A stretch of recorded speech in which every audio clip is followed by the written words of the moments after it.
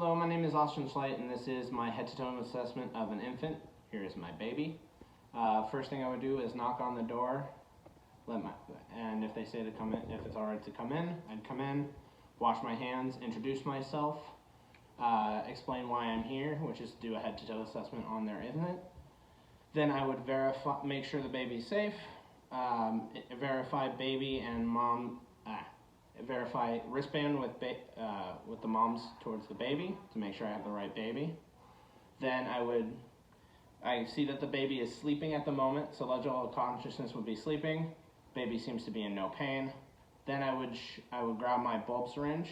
If they have any secretions from the nose or mouth, I would teach the mom how to use it. I don't have one at the moment, so pretending. You squeeze, then gently insert into the mouth and suction around by letting go. Same thing with the nose, each nares. Then you would do vital signs. So you take your stethoscope in, do the apical pulse rate for a full minute. Normal should be 120 to 160. Then you would do respirations on the flanks. That should be anywhere from 30 to 60 respirations per minute, and you do the count for a full minute. Then you check bowel sounds. Make sure they have bowel sounds, hyperactive, hypoactive, or normal, or none at all.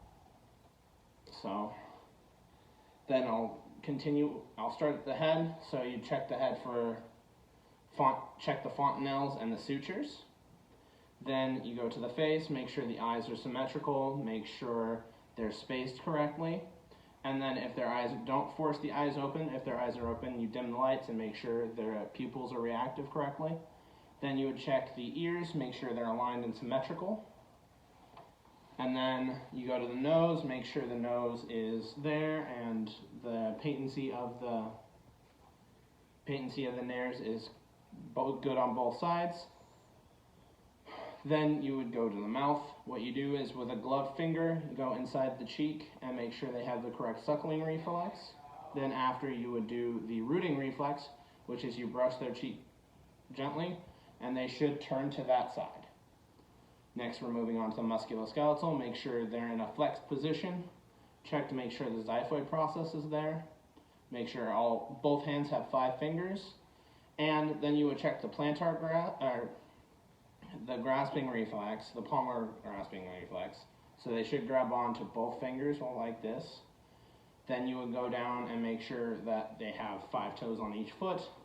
Try the plantar grasp, same idea. Their feet should curl up. Then you would check the Babinskis by drawing up and around, and their toes should flex out. And then you make sure the legs are symmetrical. After that, you check the genitalia. For females, you're checking for a clearly differentiated labia majora and labia minora. Then if there's any discharge, such as pseudomenstruation or smegma. On male genitalia, you're checking for testicles descended and the location of the meatus. After that, you're going to make sure they've had a bowel movement or have urinated within the hours after birth. Then you're looking for any birthmarks on the integumentary system, which you're looking for birthmarks, vernix, and Luongo. And then after that, you're going to do another respiratory assessment just to make sure the lung sounds are clear. After that, you're going to check the umbilical cord, which should have no redness, swelling, discharge. Then you're going to look at the baby's back. So you're going to look for sacral dimples, curvature of the spine, and Mongolian spots.